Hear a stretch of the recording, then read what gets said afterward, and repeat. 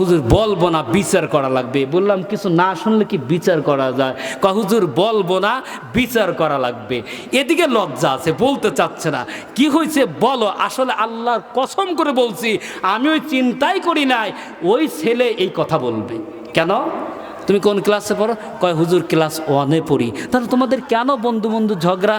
বললেন না হুজুর, ওরটা নাকি আমি কেড়ে নিছি। কথা বোঝেন?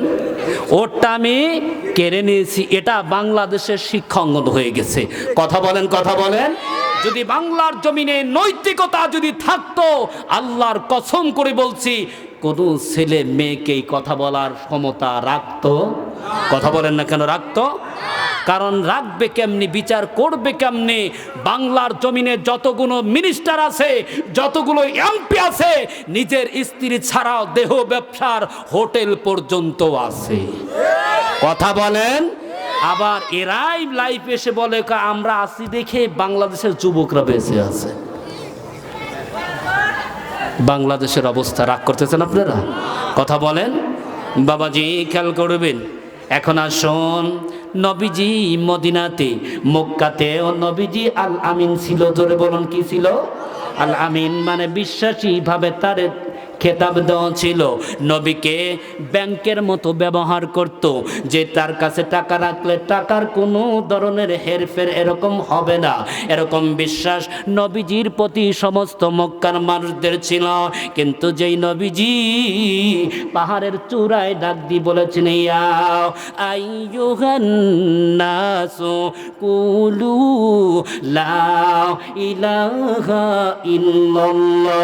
জোরে বলুন আল্লাহু আকবার। এরা সিরাজগঞ্জের অধিবাসী, যেই দিন আমার নবীজি ডাক দিয়ে বলেছিল, রে এরা মক্কার অধিবাসীরা, আমি নবী ঘোষণা করলাম, আজ থেকে তোমরা বলো লা ইলাহা ইল্লাল্লাহ। আল্লাহ ছাড়া কোনো ইলাহ নাই, আল্লাহ ছাড়া কোনো মাবুদ নাই, আল্লাহ ছাড়া কোনো কর্তৃত্ব নাই।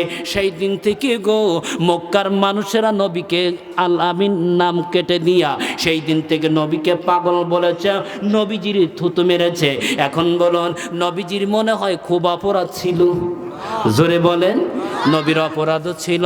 আমাদের সমাজে আলেম ওলামাদেরও অপরাধ আছে, যারা নামাজ কায়েম করতে চায়। জোরে বলুন। এমন সময় দেখেন, অনেক লম্বা দিকে যাইব না, এই জন্য আল্লাহ ডাক দিয়ে বললেন, দুনিয়ার মানুষ, আমি আল্লাহ তোমাদেরকে বলে দিচ্ছি, ওয়াইদ ইয়ামকুরু বিকাল্লাযীনা কাফারু লিয়ুসবিতুকা আও ইয়াকতুলুক। জোরে বলুন আল্লাহু আকবার। আমার আল্লাহ ডাক মারে, জিব্রাইল যা রে আমার বন্ধুর কাছে খবর দেয়।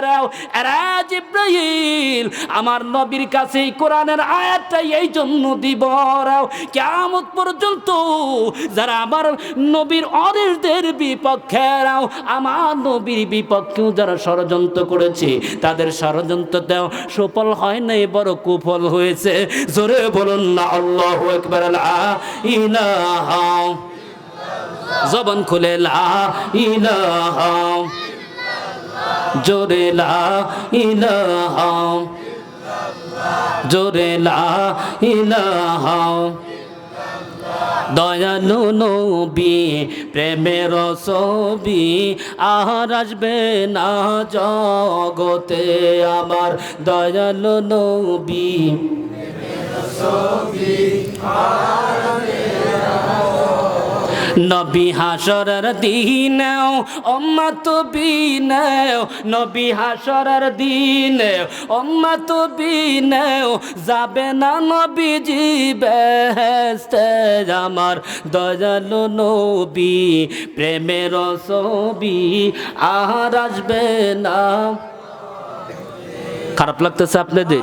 বাবাজি খেয়াল করবেন, আমার আল্লাহ সুন্দর করে ডাক দেয়, নবীজি শুনে নাও, এই মক্কার বাসীরা এত চক্রান্ত করেছিল, যে চক্রান্তের মধ্যে প্রথম নম্বর সিদ্ধান্ত ছিল নবীকে বন্দী করে রাখবে। কি করে রাখবে?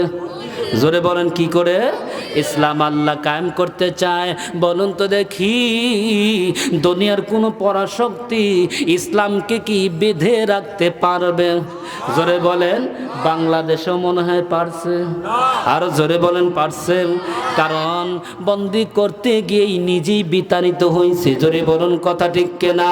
আমার আল্লাহ ডাক মানে নবীজি ওদের প্রথম নম্বর তিনটা যখন চক্রান্ত যখন করেছিল, আরে আমার বন্ধু প্রথম নাম্বার চক্রান্ত গো নবী তোমাকে বন্দি করে রাখবে, গুম করে রাখবে, কেউ যেন দেখতে না পারে, কেউ যেন বাইরে তোমার ইসলামের দাওয়াত যেন পৌঁছতে না পারে। এই চক্রান্ত তার প্রথম নম্বর ষড়যন্ত্র এত ছিল। এখন বলুন বাংলাদেশে আয়না ঘরে গুম করা ছিল কি ছিল না? জোরে বলেন ছিল কি ছিল না? তাহলে ওদের দ্বারা ওদের আচরণ আর এদের আচরণের মনে হয় পার্থক্য আছে। আর জোরে বলেন। কথা না বললে রাগ করতেছেন আপনারা? যদি কথা না বলেন মনে করবো ইমানের দুর্বলতা নিয়ে বসে আছেন। ভয় করব কারে? পার অফ আল্লাহ। Are you true flavour. জোরে বলুন আল্লাহু আকবার। যদি ইমানদারের দাবি করেন অন্তরের ভিতর ভয়ের জায়গা দিব কারে? সে আল্লাহ আছে না নাই? আর জোরে বলেন। এই জন্য সুন্দর করে প্রথম নাম্বার চক্রান্ত নবীজিকে গুম করে রাখবে, বন্দি করে রাখবে। তারপরে তারা পারে নাই। দ্বিতীয় নম্বর চক্রান্ত হলো দারুণ নদর বৈঠকে বলেছিল যদি বন্দি করা যদি না পারি তাহলে মুহাম্মদকে হত্যা করতে হবে। এই হত্যা যদি করে যায় তাহলে আর ধর্ম প্রচার করবে না, আমাদের বাপদাদার ধর্মের বিপক্ষে কোনো ধর্ম প্রচারক থাকবে না। এরপরেও সেই চক্রান্তকেও আল্লাহ নস্যাৎ করে দিয়েছে। জোরে বলুন আল্লাহু আকবার। এরপর আল্লাহ ডাক দিয়ে বলে নবীজি দুই নম্বর চক্রান্ততেও তারা পারে নাই। এই দুই নম্বর চক্রান্তের একটা উদাহরণ দিলে কি রাগ করবেন? জোরে বলেন রাগ করবেন? হাতিমে বসে নাম, জায়গার নাম কিন্তু হাতিম, মনে রাখবেন জায়গার নামটা হলো হাতিম। ব্যাখ্যাতে এসেছে ওহাব এবনে উমায়ের জুহামি। খেয়াল করেন ওহাব এবনে ওমায়ের জুহামি। এই ব্যক্তিটা আর সাফওয়ান এক জায়গা বসে বসে ওই যে বদরের প্রান্তরে যেই সকল মুসলমানদের লাশগুলো কুয়ার মধ্যে নিক্ষেপ করেছিল এই বিষয় ওদের মধ্যে কথোপকথন হচ্ছিল। এমন সময় যেই ওমায়ের ওই জায়গা কথা বলতে বলতে ডাক দিয়ে বলেছিল এরা সাফওয়ান আল্লাহর কসম করে বলছি যদি পারিবারিক দিক দিয়ে যদি ঋণগ্রস্ত না হইতাম, খেয়াল করবেন কথাগুলো, ঋণগ্রস্ত যদি না হইতাম আর আমার সন্তান ওই যে ওহাব মুহাম্মদের হাতে বন্দি, এই বন্দি যদি না থাকতো আর আমার পারিবারিক এই শিশু সন্তানরা যদি না থাকতো, আমি নিজেই ওমায়ের আমি মুহাম্মদের কাছে যাইতাম, আমি মুহাম্মদের গলাটা কেটে ফেলতাম। জোরে বলুন নাউজুবিল্লাহ। এই সিদ্ধান্তের কথা যদি জানাই রাও সাফওয়ান দীপ্ত কণ্ঠে ডাক দি বলাও ওমায়ের কিসের চিন্তা করছো? আমি সাফওয়ান বেঁচে থাকতে কোনো টেনশন তোমার নাই রাও। আরে ওমায়ের আমি কথা দিলাম গো তুমি এই কাজটার মধ্যে তুমি জড়িত হইবা, দায়িত্ব নাও। আমি দায়িত্ব নিলাম, তোমার স্ত্রীকে দেখভাল করার দায়িত্ব আমি নিলাম। বলেন ভালো কথা? জোরে বলেন। এখন আপনার স্ত্রী আছে, আপনি আমার কাছে বললেন, আমি বললাম ভাই চিন্তা করেন না, আপনি যান গা, আপনার বউকে আমি দেখে রাখবো। কথা বলেন না কেন? কি রাগ করতেছেন আপনারা? আমি আবার ভাই উদাহরণ না দিয়ে বয়ান করবো না নে, খেয়াল করবেন। তাহলে বলতেছে চিন্তা করো না, যাও আমি তোমার স্ত্রীরে দেখে রাখবো। শুধু এইটুকুই বলে নাই, কয় তোমার যাওয়ার পরে যদি তুমি মারাই যাও তাহলে আমি কথা দিলাম তোমার সন্তানদেরকে আমার পরিচয়ে বড় করব। আসলে অনেক লোক আছে দুষ্টুমি ছলেও কিন্তু বন্ধু বিদেশ যাচ্ছে, কয় বন্ধু চিন্তা করিস কি আমরা কি নাই? কথা বলেন কথা বলেন। এই যে বন্ধু যে বলল 2 দিন পর দেখা যায় আসলে বন্ধু ফিরে আইসে দেখে আমার বউ বন্ধুর কাছেই গেছে, আইসে বাড়িতে ফাঁকা ফিল্ড পায়, আছে না নাই? এ কথা বলেন আছে না? এই জন্য বিদেশ যদি বউ রেখে যায় খাঁটি বউ এসে পাওয়া যায়। এ কথা বলেন না কেন? রাগ করতে চান? এই সাফওয়ান সুন্দর করে ডাক দিয়ে বলে, এরে উমাইর, কিসের চিন্তা করতেছো? আমি সাফওয়ান কথা দিলাম গো, তোমার স্ত্রী তোমার সন্তানকে আমি দেখভাল করব, তোমার সন্তানকেও আমার পরিচয় বড় করব, তোমার যে ঋণ আছে রে আমি ঋণটাও পরিশোধ করে দিব।